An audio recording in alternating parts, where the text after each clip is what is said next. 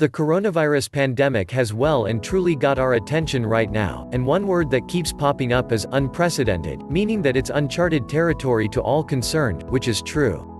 However, my dad was born in exactly the same circumstances, during the Great Spanish Flu pandemic which raged from 1918 to 1920.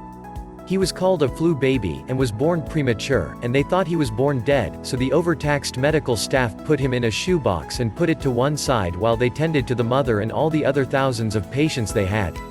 Some time later a nurse noticed the baby moving in the shoebox, and my dad's life was saved, which is why I am able to be here writing this article. But there's more. In that flu pandemic, people were told to stay at home, just like today. They were told to stay away from other people, like today. There were worldwide lockdowns, where no one was allowed to go out into the streets, and some were shot for doing so. Meetings, work, churches, synagogues, mosques, sports, all were closed down. Those were the days before antibiotics had been discovered, and many of the health aids we have today were unavailable, so over 50 million people died worldwide, mostly from secondary causes which could have been treated by modern medicine. I remember my parents, who were born in Durban, South Africa, often talking about it and how terrible it was. But it passed.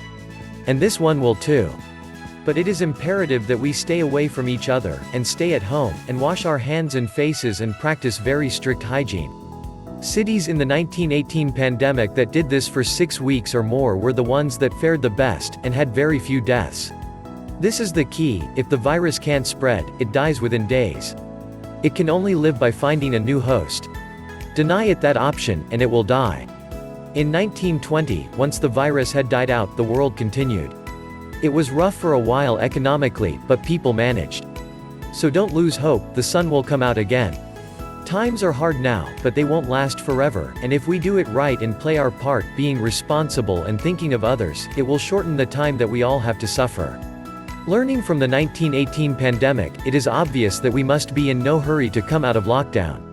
Some cities did that when the infection rate dropped, and they had a resurgence of cases, so we must stay in lockdown until this enemy is dead. So enjoy the spring, it is a sign of the hope that is budding, that this tragic worldwide scourge will soon be but a memory, and we will once again picnic in the sunshine with our family and friends, and enjoy our world.